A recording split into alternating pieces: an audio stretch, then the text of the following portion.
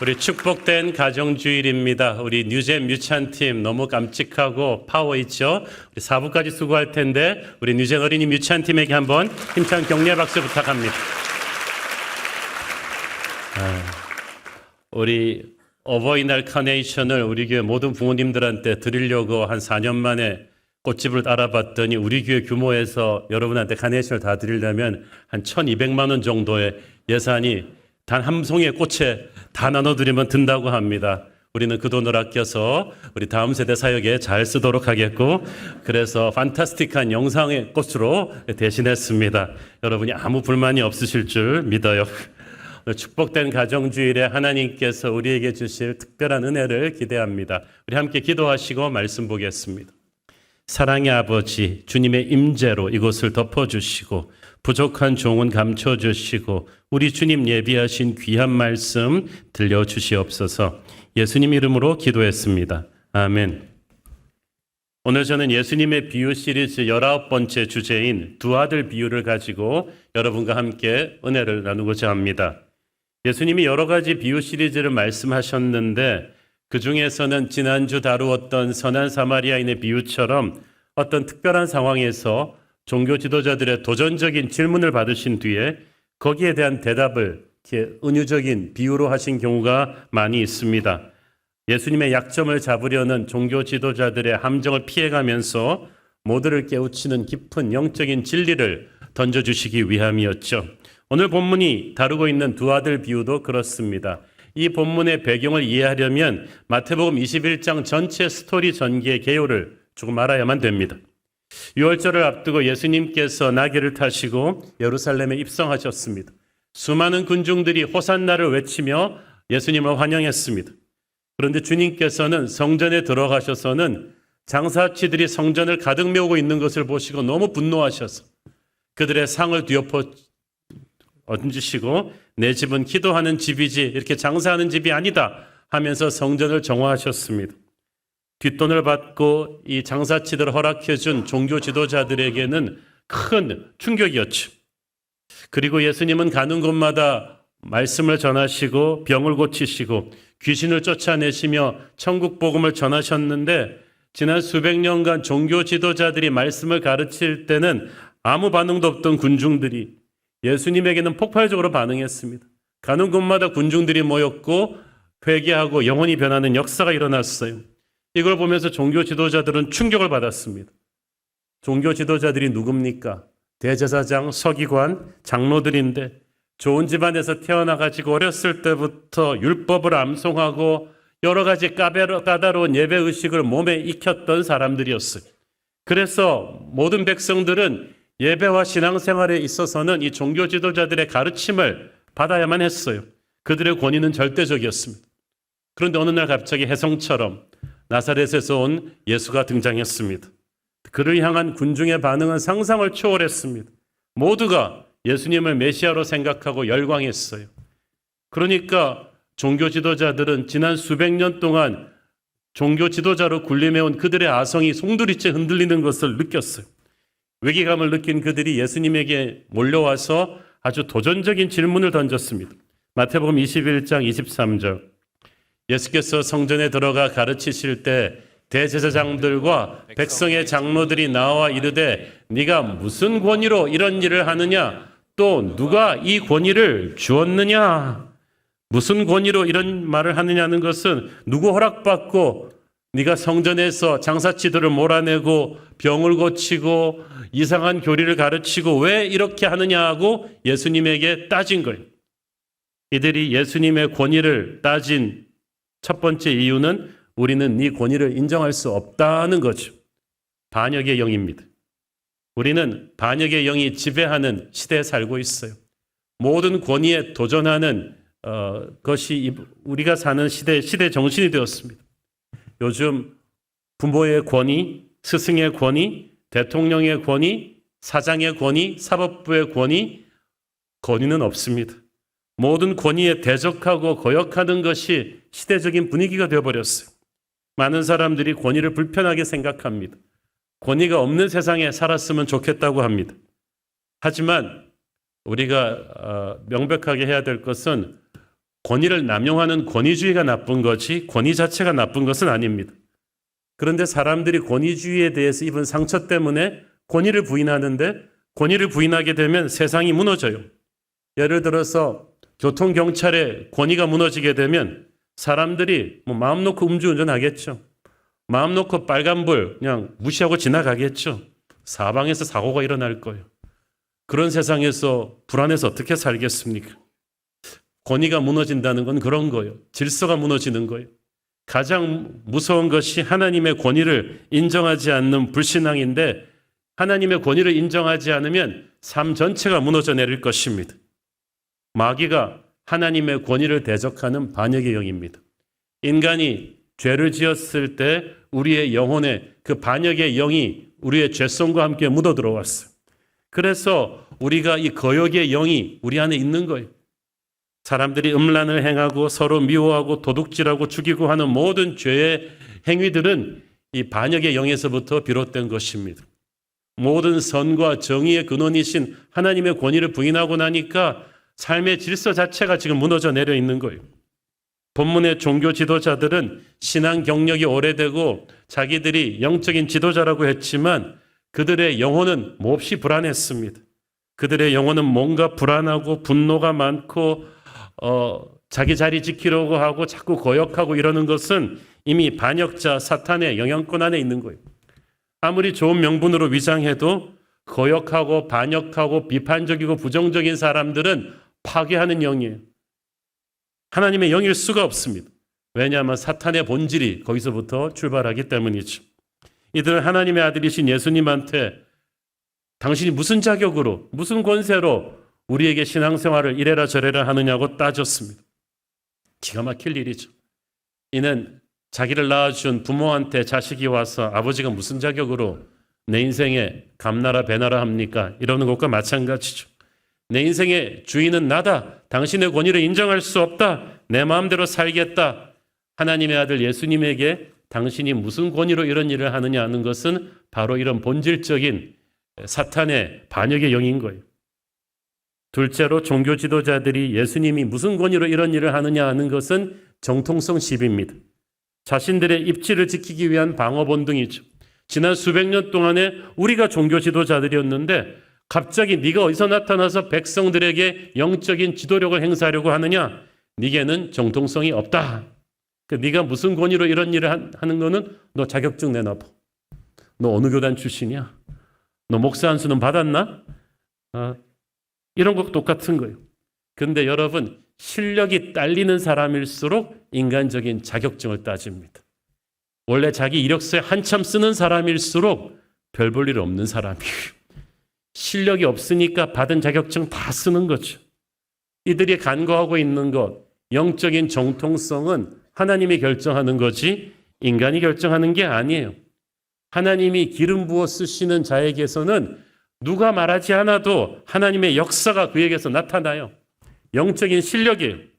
영적인 실력이 자연스럽게 영적인 권위와 정통성을 주는 것입니다. 자기가 태권도 구단이라고 국회의원 단증을 아무리 흔들어 본들 동네 불량배한테 얻어 터지고 나면은 아무 권위가 없는 거죠. 실력이란 그런 거예요. 우리에게 영적인 실력이 없으면 자꾸 우리는 인간적인 명함을 꺼내들죠. 나 어느 신학교 출신이다. 나 목사야. 나 장로야. 나 이 교회 몇 년째 섬긴 사람이야. 그런데 영적인 실력이 있어야 영적인 권위가 쓰죠. 파바로티한테 어느 학교 출신이냐고 물어보는 사람 아무도 없어요. 이미 그 사람은 노래 한 소절만 부르면 모든 청중을 세계 어디 나가든 압도하기 때문에 파바로티 학벌을 따지는 사람은 아무도 없습니다. 영적인 실력이란 그런 거예요. 인간적인 명함이 필요 없어요. 예수님이 그러셨어요. 예수님의 설교, 예수님의 행하시는 일 한 번만 보면 하나님의 사람이다. 하나님의 아들이라는 것을 누구나 느낄 수가 있었죠. 근데 종교 지도자들은 그걸 느끼면서도 인정하지 못했어요. 왜냐하면 인정하고 나면 자기를 부인해야 되거든요. 자기 입지가 송두리째 흔들리니까 예수님의 권위를 인정할 수가 없었던 거예요. 셋째로 그렇기 때문에 그들은 영적으로 무지했어요. 모든 권위의 근원이신 성전의 주인이신 말씀의 근원이신 하나님의 아들이 바로 눈앞에 있는 예수님이신데 알아보질 못했어요. 한심하지 않습니까? 평생 율법을 공부하고 성전에서 제사 지내던 사람들이 어찌 그리 영적으로 무지할 수 있습니까? 왜냐하면 오랜 세월 동안 그들은 하나님을 예배한 것이 아니라 인간적인 방법으로 자꾸 각주를 달다 보니까 하나님은 빠지고 일만 남았는데 그게 하나님의 살아있는 복음이 아니고 영적인 본질이 아니고 인간이 만들어 놓은 전통이라는 것을 의식하지를 못했어. 그래서 비본질을 본질처럼 붙잡고 살다 보니 본질을 보고도 인정하지 못하는 거예요. 오래전에 제 선배 목사님 한 분이 싱어송라이터입니다. 그 형은 대학교 성경 공부에서 벌써 기타를 잡으면 범인과 달랐어요. 두루룩 튕겨보면은 정말 기타 한 5대는 놓고 치는 것 같은 뮤지션이었죠. 80년대 이미 그는 우리 캠퍼스 바이블 스터디에서 너무나 아름다운 복음성가를 몇 개 작곡 작사했고 그 중에 한두 개는 정말 그 북과지에서 시작해서 남캘리포니아 전체 모든 그 캠퍼스 바이블 스터디에서 젊은이들이 따라 부르는 복음성가가 되었어요. 그리고 한 10년이 지나면서 각 캠퍼스에 한다 하는 찬양 리더들은 각자 또 자기 버전으로 그 곡을 번안해서 부르기도 했습니다. 근데 문제는 그러고 한 10여 년 지나서 이 형이 UCLA 대학 성경공부 캠퍼스 집회에서 기타를 들고 그 노래를 불렀어요. 근데 아무도 10여 년이 지나노니까 이 형이 원작자인 줄 몰라요. 부르고 나서 그 UCLA 찬양 리더, LA에서 한다 하는 이 교만한 찬양 리더가 껄떡껄떡 오더니 목사님 그 노래는 그렇게 부른 게 아닙니다. 그러더니 기타를 잡고 자기 버전의 그 노래를 한참 들려주는 거예요. 제 선배가 기가 차서 한참 듣고 있다가 그 친구한테 딱 한마디 했습니다. 제가 이 곡을 만든 아무아무개 목사입니다. 그 말 한마디로 모두가 그냥 조용해졌어요. 이거 보니까 그 곡을 얼마나 많은 찬양 인도자들이 개사하고 번안하고 불렀던지 오리지널이 오니까 그걸 못 알아보는 거지. 오래전에 한국 수능 시험에서 그런 일이 있었어요. 그 시구 하나를 놓고 문제가 이 시를 그 원작자가 의도한 바가 아닌 것은, 그런데 그 원작자 시인이 그 문제를 풀었는데 틀렸어. 정호승 시인인가 아마 제가 그렇게 기억하는데 이분이 나중에 인터뷰에서 황당한 표정으로 말했어. 제가 그런 의도로 그 시를 썼는지 이번에 처음 알았다는 거지. 그걸 대한민국 모든 고등학생들이 국어책에서 배웠다는 거 아니겠어요? 지금 이 시대에 이 종교 지도자들한테 밑에서 신앙생활하는 사람들이 다 그런 거예요. 원작자 예수님이 오셨는데 못 알아봐. 의도한 바가 아니라는 거예요. 당신이 무슨 권위로 이런 일을 하는 거는 원작자가 지금 틀렸다는 거 아니에요? 얼마나 교만하면 하나님을 못 알아보고 하나님이 틀렸다고 합니까? 영적인 분별력이 없어진 거죠. 그래서 예수님이 너무나 기가 막히셔서 이들을 깨우쳐 주기 위해서 들려주신 스토리가 바로 이 두 아들 비유인 거예요. 어느 아버지에게 두 아들이 있었죠. 아버지는 두 아들에게 똑같은 미션을 주었습니다. 포도원에 가서 일하라. 첫째 아들은 말로는 예스, 그리고 안 했어요. 처음부터 안 할 작정이었는데 그냥 말로만 예스 한 거예요. 둘째 아들은 처음부터 화끈하게 노! 그리고 아버지를 충격에 몰아놓고 나중에는 그래도 뉘우치고 포도원으로 갔습니다. 이 첫째 아들, 둘째 아들이 누구를 상징하는지는 자명한 거였죠. 첫째 아들은 종교 지도자들을 상징했습니다. 첫째 아들은 항상 아버지 제가 가겠습니다라고 말은 바로바로 하는 사람이었습니다. 수많은 예배 절기를 빠짐없이 드리고 11조를 냈고 공식적인 기도도 성실하게 했습니다. 설교만 들으면 아멘 하는 사람들이 아멘이란 말 하겠다는 거거든요. 성실하게 가겠다고 말하는 거예요. 그런데 월요일날 출근하면 삶에서는 그렇게 살지 않아요. 아멘 다음이 없다는 거예요. 그냥 안 갈 거면서 왜 그럼 처음부터 가겠다고 말은 했을까? 제가 볼 때 첫째 아들은 아버지의 심기를 자극하고 싶지 않아요. 그래서 당장 그 상황을 모면하고 싶은 거예요. 첫째 아들은 아버지를 두려움의 대상으로만 보았지 사랑하지 않았어요. 만약 하나님을 사랑하면 그 계명을 지키는 것이 어렵지 않다고 성경은 말하잖아요. 근데 첫째 아들이 몰랐던 사실, 순종은 아버지를 위한 것이기도 하지만 실은 자기 자신을 위해서 해야 되는 거예요. 순종 안에는 엄청난 축복과 능력이 감추어진 말씀을 풀어놓는 것과 같아요. 하나님의 말씀은 엄청난 우리의 삶을 축복으로 바꾸어 놓을 능력이 있는데 순종하지 않으면 그거는 포장을 풀지 않는 선물과 같아요. 불순종하면 그러니까 본인이 그 엄청난 축복을 사장시키는 거죠. 재앙이 임해요. 만약 그가 순종했더라면 그는 그 말씀에 담긴 생명과 축복을 누리고 사람들에게 엄청난 영향력을 끼치고 하나님께 영광 돌렸을 거예요. 불순종함으로써 그걸 다 사장시켜버렸어. 첫째 아들이 처음에 가겠다고 말을 해놓고 가지 않았다. 이 말은 하나님의 기대를, 그 계획을 망가뜨린 거예요. 왜냐하면 우리도 하나님한 약속의 말씀을 주시면 기대를 하잖아요. 하나님이 약속을 지키실 거야. 그리고 준비를 한 것처럼 하나님도 우리가 가겠다고 말을 하면 순종을 기대를 하세요.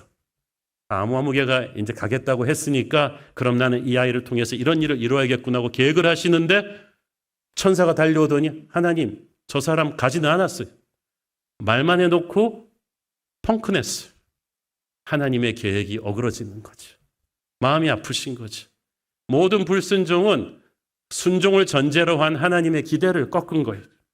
반면에 처음에는 거절했다가 나중에 순종하고 간 둘째 아들, 이 사람은 바로 세리와 창기 같은 세상이 말하는 죄인으로 낙인 찍힌 사람들입니다. 그들은 처음 아버지의 가라는 명령에 불순종했습니다. 죄를 지었습니다. 하나님의 길에 어긋난 삶을 살았습니다. 분명히 죄를 지었어요. 그렇지만 중요한 건 그들은 나중에 뉘우치고 회개하고 확실하게 회개하고 돌아왔기 때문에 자기의 인생도 바뀌고 하나님의 마음을 기쁘시게 했다는 스토리예요. 자, 여기서 중요한 게 32절 말씀입니다. 같이 읽습니다. 요한이 의의 도로 너희에게 왔거늘 너희는 그를 믿지 아니하였으며 세려와 청년은 믿었으며 너희는 이것을 보고도 끝내 뉘우쳐 믿지 아니하였도다. 여기서 믿음이라는 단어가 3번이나 나오죠. 이게 중요합니다. 이 짧은 구절에 진짜 믿음과 가짜 믿음이 무엇인지 정확하게 보여주는 거예요. 끝내 뉘우쳐 믿지 않는, 즉 회개하지 않는 믿음은 진짜 믿음이 아닙니다. 그런데 뉘우쳐 회개하는 믿음은 진짜 믿음이에요. 그 말은 무슨 말이냐? 참된 믿음은 진실한 회개로 시작되는 것이다. 거꾸로 말하면 진실한 회개로 시작되지 않는 믿음은 믿음이 아니라는 거야. 내가 아버지께 죄를 지었습니다. 잘못했습니다. 오직 십자가의 은혜로 나를 용서해 주십시오. 라고 겸손히 무릎 꿇을 때 아버지는 그에게 2번째 기회를 주시는 것입니다. 종교 지도자들에게 이게 없는 거예요. 반면 세리와 창녀들은 처음에 분명히 불순종의 죄를 지었죠. 아버지의 가슴에 못을 박고 그리고 도망가버린 탕자처럼 그렇게 죄를 지었죠. 그러나 중요한 건 그들이 제대로 진실하게 회개하고 돌아왔다는 거죠. 여러분의 과거가 어땠든지 간에 회개가 진실하다면 하나님은 새로운 길을 열어주실 것입니다. 요한일서 1장 9절 만일 우리가 우리 죄를 자백하면 그는 미쁘시고 의로우사 우리 죄를 사하시며 우리를 모든 불의에서 깨끗하게 하실 것이요. 깨끗하게 하신 것은 자유케 한다는 말과 똑같아요. 더 이상 사탄이 너를 죄의 노예로 삼지 못하도록 자유를 줄 것이다. 너는 자유의 날개로 새로운 인생을 살 수 있다는 거예요. 주님은 진실한 회개를 참된 믿음의 증거로 보셨고 시작으로 보셨습니다. 그래서 우리가 믿었다는 것은 우리의 양심이 과거를 청산하고 이제 처음 아버지가 주셨던 오리지널 명령, 포도원에 가서 일하라는 명령을 다시 순종하기 시작하는 거예요. 이때 하나님의 역사가 그에게서 나타납니다. 31절에서 주님께서는 묻습니다. 이 2 아들 중에서 누가 아버지의 뜻대로 하였느냐? 둘 다 처음에는 다 죄를 지었다. 그러나 중요한 것은 마지막에 누가 아버지의 뜻대로 순종하게 되었는가? 하나님의 인생의 스코어보드에서 전반전은 전부 다 빵점. 그렇지만 후반전은 전반전과 같을 필요가 없다. 첫째 아들은 입술로는 순종하고 삶에서는 불순종했죠. 둘째 아들은 처음부터 대놓고 불순종했죠. 둘 다 아버지 마음을 아프게 했는데 누가 후반전에서 진실하게 회개하고 순종의 길로 돌아섰느냐? 거기서부터 역사가 바뀐다는 거죠. 여러분, 두 아들들을 아버지가 다 포도원에 보내서 일하게 했다고 했죠. 포도원은 하나님 나라입니다. 포도원에 보내서 일하게 한다는 것은 하나님께서 두 아들을 다 하나님의 나라 역사를 이루는 동역자로 초대하셨다는 것. 하나님께서 우리 모두에게 유대인이든 이방인이건 구원하신 하나님의 자녀는 하나님의 나라 역사에 동참하는 동역자로 쓰기를 원하십니다. 구원받는 그 순간 그 사명을 주신 거예요. 그 사명이 우리에게 다 있는데 우리가 그거를 망각하는 거예요. 종교 지도자들은 예수님의 권위의 근원이 뭐냐고 물었지만 얼마나 하나님께 순종하는가가 하나님의 권위를 가진 증거예요. 예수님이 그러신 분이었어요. 예수님의 인생은 철저한 순종의 표본이셨습니다. 지상에서 가장 큰 능력을 가지신 분이 철저하게 아버지의 뜻에 자기를 복종시켰어요. 그는 첫 아들처럼 순종하겠다고 말만 해놓고 안 하는 사람도 아니었고 둘째 아들처럼 처음부터 대놓고 불순종하는 사람도 아니고 처음부터 끝까지 아버지의 뜻에 자기를 맞춘 분이었습니다. 순종하는 사람은 예수님 같습니다. 자기 권리 주장하지 않고 자기 자리, 자기가 받아야 될 대접을 주장하지 않아요. 우리는 하나님의 일을 하면서도 어느 정도 대접받기를 원하고 그걸 원하잖아요. 그런데 주님은 아니에요. 하나님의 아들이시면서도 하나님의 아들 대우받기 원치 않으셨어. 어젠가 그젠가 우리 영국에서 국왕 대관식이 있었잖아요. 한 나라의 국왕의 대관식도 그렇게 화려한데 하나님의 아들이 얼마나 겸손하게 이 땅에 오셨습니까? 얼마나 많은 핍박을 당하시면서도 불평하지 않으셨습니까? 그리고 우리의 죄를 지고 십자가에서 돌아가셨습니다. 그 위대한 순종이 예수님을 모든 이름 위에 뛰어난 이름으로 만든 거예요. 그 순종 때문에 마귀는 주님 앞에 꺾어지는 거죠. 여러분, 교만한 사람, 불순종하는 사람은 자기가 세상 다 잡는 사람 같지만 실은 불순종의 영인 마귀의 노예가 되어 있는 사람이에요. 그러나 온전히 하나님에게 순종하는 사람만이 세상 권세 마귀의 영으로부터 자유한 사람입니다. 그의 앞에서 마귀는 쫓기는 거죠. 오늘 두 아들의 비유의 핵심은 순종입니다. 아까 회개가 진정한 믿음의 시작이라고 했는데 순종은 믿음의 극치라고 볼 수 있습니다. 하나님의 권위에 대한 인간의 응답은 순종입니다. 우리가 하나님의 권위에 올바로 순종하게 될 때 비로소 우리에게 자유가 옵니다. 축복이 옵니다. 평안이 옵니다. 능력이 옵니다. 마귀는 그동안 우리를 속인 거예요. 네가 하나님을 부인하고 그 권위에서부터 탈출해서 네가 스스로 하나님이 되면 세상은 너의 것이라고 하는데 그것은 축복으로 가는 길이 아니라 저주로 가는 길이었어요. 예수님에게 순종하는 자만이 능력과 축복의 삶을 살게 됩니다. 마귀에게 시험 들면 불순종의 영이 가득해요. 종교 지도자들처럼 회개도 없고 은혜도 없고 영적인 무기력증에 빠지는 거죠. 그래서 눈에 보이는 직분이 형식이 중요한 게 아니라 얼마나 하나님을 제대로 순종하고 있는가, 이게 관건이에요. 예수님은 하늘아버지께 철저히 순종하는 삶을 사셨기 때문에 그에게 하늘과 땅의 권위가 주어진 거예요. 마귀가 그의 앞에서 무릎 꿇는 거예요. 기적과 부흥과 회복이 넘쳐나는 것은 우리가 온전히 하나님의 뜻에 우리 자신을 순종하게 할 때 일어나는 줄 믿습니다. 오늘 본문 말씀에 회개하고 돌아와서 포도원의 일에 다시 동참하게 된 둘째 아들을 보면서 가정주의를 맞아서 제가 여러분과 나누고 싶은 이야기가 있어요. 불순종했던 둘째 아들 같은 인생도 회개하면 놀랍게 쓰임받을 수 있다는 거예요. 저희 교회가 10여 년째 함께 도우며 동역하고 있는 단체 중에 재소자들에게 그리고 그 가족들에게 복음을 전하고 케어하는 세진회가 있습니다. 이 세진회에서 그 담당하시는 이일용 목사님이 하는 또 하나의 사역이 있는데 어린 나이에 10대 때부터 각종 범죄에 연루된 청소년들을 회복시키는 세나 청소년 회복 사역입니다. 우리나라에 465만이 넘는 청소년들이 있습니다. 전체 인구의 한 10% 이상은 청소년들인 것 같아요. 근데 이 중에서 가출 경험이 있는 청소년이 10%가 넘습니다. 이 숫자가 왜 중요하냐 하면 이 숫자들 중에 상당수가 대부분이 학교에 적응을 못하고 각종 범죄에 연루되는 위기 청소년 통계 수치에 잡힙니다. 어림잡아도 40만에서 50만을 헤아립니다.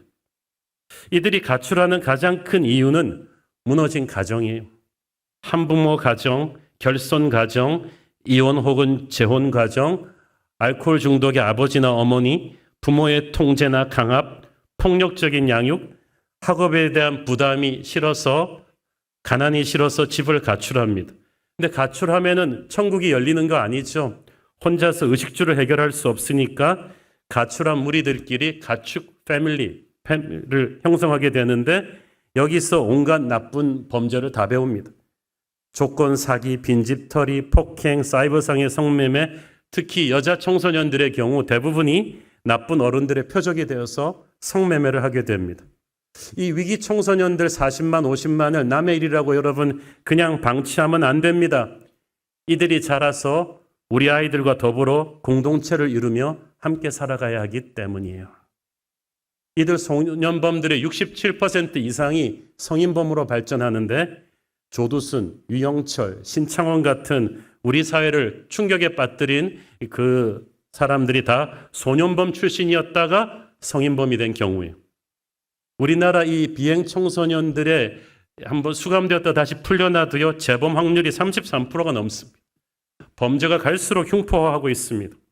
그래서 이제 세나 회복 사역이 필요한데 이 아이들이 대부분 엮이는 가정 출신이에요. 그냥 집으로 돌려보내면 그 집안 환경에서 또다시 가출하게 돼 있어요. 그렇다고 그냥 방치해두면 나쁜 성인 범죄자들의 하수인이 돼서 여자아이들은 대부분 성매매로 가고 남자아이들은 범죄 집단의 조직원이 되죠. 그래서 보호력을 갖고 범죄와 단절할 수 있는 환경에 있어야 하는데 그래서 세나 청소년 회복센터 같은 게 필요한 거예요. 이곳에서는 복음 제시하고 재범 방지를 목표로 하는데 목사님 말씀이 예배가 최고의 복지입니다, 목사님. 그래서 정기적인 주일 예배, 수요 예배하고 매일 기도와 성경 읽기를 가르치고 성경적인 상담도 받고 복음 캠프도 하고 중요한 거는 좋은 어른들의 멘토링을 받는 거예요. 이 아이들에게 있어서는 나쁜 어른들에게서 짓밟힌 그 어린 시절에 그래서 어른들에 대한 불신이 있기 때문에 그래서 우리 성도들이 많이 가서 돕거든요. 이전 모습과 작별하게 하기 위해서 생활보호지도사에 24시간 보호감호와 밥상머리 교육을 시켜주는데 범죄 노출 환경 차단을 위해서 핸드폰, 담배, 화장도 안 시킵니다. 이렇게 기본권을 제공해주는 집과 일자리가 있을 경우 재범 확률은 60% 이상이 재범하지 않습니다. 애들이 이제 자립해야 되니까 제빵 기술과 커피 바리스타 훈련도 시키고 반려견과 주인들을 위한 펫카페를 운영할 수 있도록 그 펫카페 운영법도 가르치면서 이제 자립을 준비합니다. 무엇보다도 검정고시반, 학력반을 해서 일단 중학교, 고등학교 졸업장은 따야죠, 한국에서. 기본 학력을 갖추게 하는데 몇 주 전에 여러분이 기부해 주신 7,000권 도서 중에 상당 부분이 이 세나 청소년 회복센터 도서관으로 갔습니다. 제가 처음에 거길 가보니까 애들 도서관이 책이라고는 말할 수 없을 정도로 열악해서 이걸 책을 좀 줘야겠다고 이렇게 생각을 하게 되었어요. 여러분, 우리 교회가 재정적, 인적 자원을 기도하며 지원해 주면 인생이 변합니다. 한 예로 우리 경민이라는 학생이 있었어요. 물론 가명입니다. 여학생인데. 이 아이가 13살 가출 후에 수원역을 배회하다가 한 중년 남자가 접근해 왔는데 이 나쁜 인간입니다. 이 아이가 4년 동안 이 사람의 성적 놀이개가 되어서 온갖 학대를 당하다가 세나 청소년 회복센터에 입소했습니다. 얼마나 교묘하게 이 아이를 학대하면서 붙잡고 있는지 그래서 우리 교회 검찰 출신의 장로 변호사님의 도움으로 이 사람을 고소했어요. 이 아이들의 문제가 너무 애들이 열악한 환경이니까 변호사 살 돈이 없어서 누구도 이 아이들을 변호해 주지 못하고 함부로 대하는 거예요. 가해자들이 이걸 알아요. 그런데 우리 검찰 출신 변호사 장로님의 명함만 딱 들고 있어도 움찔하는 거죠. 그래서 다행히 이 아이를 자유케 할 수 있었어요.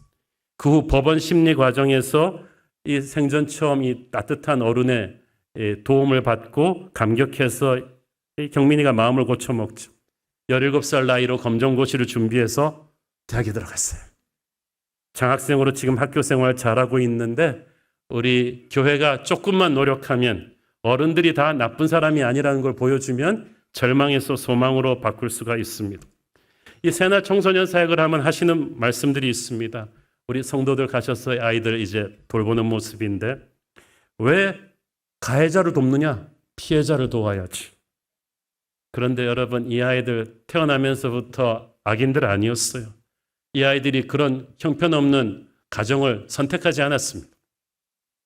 어른들의 잘못으로 인생 출발선이 한참 뒤로 물려진 것뿐이죠. 이들 위기 청소년들도 하나님의 자녀죠. 우리가 가정주의를 맞아서 우리 아이들은 학원도 보내고 해외 연수도 시키고 어학 공부도 시키고 유학도 보내잖아요. 그렇지만 그러면 뭐합니까? 이 위기 청소년 아이들 40만 50만 분노와 증오로 점철된 이 아이들이 같은 시대를 살아갈 텐데 자기 자식을 잘 되는 것만 기도하지 말고 이 아이들에게도 우리가 하나님의 자녀라는 마음을 생각하고 품고 회복시켜야 될 줄로 믿습니다. 종교 지도자들은 세리 창녀라는 낙인을 찍고 구제불능이라고 사람들을 무시했어요. 그러나 예수님께서는 이들이 출발선이 잘못되었을 뿐이지 회개하고 돌아오면 함께 포도원에서 일할 수 있다. 하나님의 나라 역사에 동참할 동역자들이 될 거라고 하셨어요. 저는 새나 청소년 회복센터 청소년들을 도우면서 이들을 동정의 대상으로만 보지 않습니다. 이들이 변하면 또 하나님의 손에 놀랍게 쓰임받는 동역자들이 될 것이다 라는 기대가 있습니다. 1950년대에 미국 뉴욕 뒷골목에 니키라는 10대 중남미 청소년이 살았습니다. 이 니키의 어머니는 유명한 그 중남미 지역의 무당이었습니다. 집안이 어땠겠습니까? 어렸을 때부터 집안이 쑥대밭이죠. 길거리의 아이로 자라면서 니키는 어른들에 대한 불신과 사회에 대한 증오와 독기로 무장했습니다. 이 마오마오 갱단이라는 유명한 뉴욕의 갱단에 들어갔는데 18살의 나이에 벌써 니키는 그 갱단에 4명의 톱 부두목이 하나가 돼 있었어요. 부두목이 되는 자격은 간단합니다. 잔인하고 흉포해야 돼요. 그래야지 막 올라가는 거죠. 니키가 거기까지 딱 올라가서 실제 그 갱단의 행동대장으로 온갖 범죄를 다 저지르고 있었는데 1958년 운명의 그날 뉴욕의 뒷골목에 그 데이비드 윌커슨이라는 제가 존경하는 그 목사님이 그 뉴욕의 지역 그 우범자들과 노숙자들을 위한 부흥회를 한다는 것. 길거리 부흥회를 하는데 갱단도 다 와도 좋다. 그래갖고 니키가 오케이 그러면서 자기 행동대원들을 거느리고 가서 이 철없는 목사를 좀 혼내주고 이 부흥 집회를 완전히 막 뒤엎어야겠다는 생각으로 간 거예요. 근데 윌커스 목사님은 그것도 모른 채 열심히 설교하시고 이제 집회 마지막 날 헌금 시간이었어. 근데 윌커스 목사님이 이 니키가 앞에 서 있으니까 와보라 그러더니 당신이 헌금 바구니 좀 갖고 온나 헌금위원을 해라. 그러니까 니키가 속으로 피식 웃었어. 야, 이 무식한 목사가 정말 뭘 모르는구나. 잘 됐다. 요즘 수입도 궁한데 헌금 주머니 들고 튀어야겠다. 그런데 목사님은 아무것도 모른 채 헌금 주머니를 맡기고 자기는 강단에 엎드려서 눈물로 기도하는 거예요. 그러니까 니키 부하들이 기들거리면서 막 말해요. 부두목님 오늘 횡재 맞았습니다. 들고 튑시다. 그런데 그렇게 딱 나가려던 니키가 갑자기 몸이 굳어버렸어. 그러면서 생각을 해보니까 자기를 뭘 믿고 이 목사님이 나한테 헌금 주머니를 맡겼지. 자기는 태어나서 이때까지 자기를 믿어준 어른을 한 명도 만난 적이 없거든요. 그 순간 성령께서 그에게 임하셨어요. 그래갖고는 부하들한테 야 헌금 주머니 다 갖고 와. 날 따라와. 수십 명의 부하들을 데리고 그날 강단 앞에 나가서 울면서 회개했습니다. 전설적인 갱두목 니키 크루스가 예수 그리스도를 믿는 순간이었죠. 그때 회심한 니키는 미 전역을 다니면서 수많은 영혼을 주님께 인도하는 전도자가 되었는데 수십 년 동안 그는 빌리그램 전도 집회를 비롯한 수많은 전도 집회 간증자로 나섰고 그가 간증하고 설교하기만 하면 수많은 집을 나간 젊은이들이 주님께 돌아오는 기름 부으심이 엄청난 세계적인 전도자 니키 크루스. 그 악명 높던 닉기가 이렇게 변화된 것은 무엇 때문이었습니까? 자기에게 헌금 주머니를 맡기고 믿어주었던 한 사람의 어른 때문이었어요. 주님은 세리와 창녀들의 죄와 타협하진 않으셨지만 그들이 진심으로 회개하고 돌아왔을 때 그들을 믿어주셨고 그들을 포도원에서 일할 동역자로 세워주셨어요. 저는 5월 가정주의를 맞아서 우리 각자의 가정을 위해서도 기도하지만 우리는 강남교회 아닙니까? 우리 교회 뉴젠, 앞에 파워풀한 우리 뉴젠 주일학교는 너무나 축복받은 아이들이고 여러분같이 좋은 부모님들 만나서 우리 아이들은 좋은 대학도 가고 좋은 학원도 다니고 굶지도 않고 배고프지도 않고 좋은 대학을 가겠죠. 그러나 우리 주님의 눈으로 우리가 위기 청소년들을 본다면 좀 달라질 거예요. 그들은 동정의 대상이 아닙니다. 처음 단추를 잘못 끼웠을 뿐이지 어떤 믿음의 어른이 믿어주고 두 번째 기회를 준다면 제2, 제3의 니키 크루스가 나와서 하나님 나라 일꾼이 될 줄로 믿습니다. 동시에 주님은 가겠다고 해놓고 가지 않은 큰아들 같은 이 종교 지도자들을 버리지도 않으셨어요. 그 결과 나중에 사도행전에 보면 수많은 제사장들이 이 주님을 믿게 되었다는 얘기가 나오죠. 이 깐깐한 종교 지도자들도 마음을 부수고 주님 앞에 돌아옵니다. 그 중에 하나가 사도 바울이죠. 얼마나 무시무시한 바리새인이고 종교 지도자입니까마는 이런 세리 창녀들 무시하던 사람이 그렇게 부서지고 나니까 그들에게 제일 먼저 가서 복음 전하는 이방인 전도자가 되지 않습니까? 주님은 누구를 어떻게 쓸지 모릅니다. 그러므로 우리는 가정주의를 맞아서 우리의 모범생 아이들뿐 아니라 처음 길을 잘못 던 위기 청소년들까지 작은 아들까지 우리의 마음을 주님의 마음으로 품고 복음의 씨앗을 뿌려야 할 줄로 믿습니다. 우리 새로운 교회 성도들이 그런 넓고 아름다운 마음을 가진다면 우리 한국교회가 변할 것이고 교회는 그렇게 이 나라를 변화시킬 것입니다. 기도하겠습니다. 주님 은혜를 감사합니다. 우리 모두 처음에 간다 그러고 안 간 큰아들이든지 처음에 안 간다고 했다가 나중에 회개한 둘째 아들인지 하나인데 누가 누구를 정죄합니까? 가정주의를 맞아서 우리의 아이들을 위해서도 기도하지만 잘못된 가정 환경에 태어나 불우한 길을 가는 위기의 청소년들 40만이 넘는 이 땅의 청소년들을 가슴에 품고 기도합니다. 하나님께서 우리가 모두 함께 포도원을 일구는 동역자가 되게 하옵소서. 예수님 이름으로 기도했습니다. 아멘.